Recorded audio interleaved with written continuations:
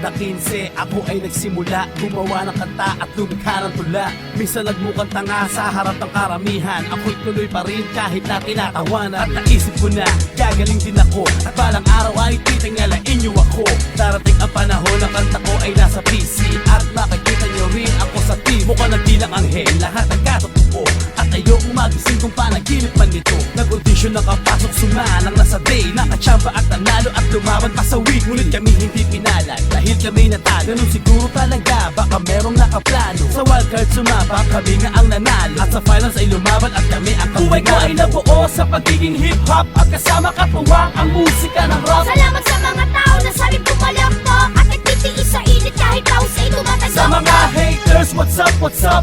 Parang yaki rebels is still on top. Kung lalaki ang ulo mo, kami na ang bibiyak. Ang magbago ay malabo, amin ang tinitiyak. Dati ay nakikinig at di marunong gumawa, sumasabay na sa bayo ang ulo at namamangha. Ngayon ay di ko na mabilang ang awitin na likha. Halos hindi ko na maalala ang mga linya't salita. 13 anyos ang edad noong una kong madiskubre ang aking talentong magbabago ng pananaw sa aking sarili. At doon ako nagkaroon ng mga kaibigan, ang grupo na kasama sa aking kinahiligang tutugin o musikang hango sa totoong buhay ng mga tao na ngarap lang noon na makasama, mapabilang sa industriya ng mga makatang matalas ang isip at salita dito sa Pinas, at mapakinggan ng iba ang awitin o tinig na hango sa buhay nila, at maging bahagi sa kasaysayan ng musikang Pilipinong maipagmamalaki kahit nasa Buhay ko ay nabuo sa pagiging hip-hop, at kasama katuwang ang musika ng rap. Salamat sa mga tao na sabing pumalak to, at nagtitiis sa init kahit taos ay tumatagos. Sa mga haters, what's up? Parang yaki rebels is still on top. Kung lalaki ang ulo mo, kami na ang bibiyak. Ang magbago ay malabo, amin ang tinitiyak. Sa 4 na taong edad nakagawa na ng kanta, at kahit na utal-utal ay natanggap pa din nila.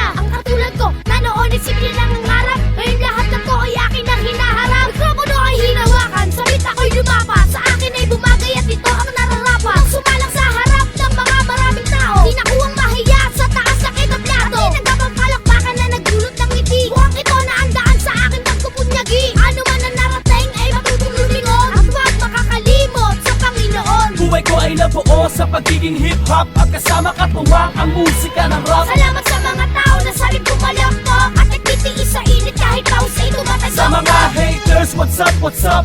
Parang yaki rebels is still on top. Kung lalaki ang ulo mo, kami na ang bibiyak. Ang magbago ay malabo, amin ang tinitiyak. Buhay ko ay nabuo sa pagiging hip-hop, at kasama katuwang ang musika ng rap. Salamat sa mga tao na sabing pumalak to, at nagtitiis sa init kahit taos ay tumatagos. Sa mga haters, what's up? Parang yaki rebels is still on top. Kung lalaki ang ulo mo, kami na ang bibiyak. Ang magbago ay malabo, amin ang tinitiyak.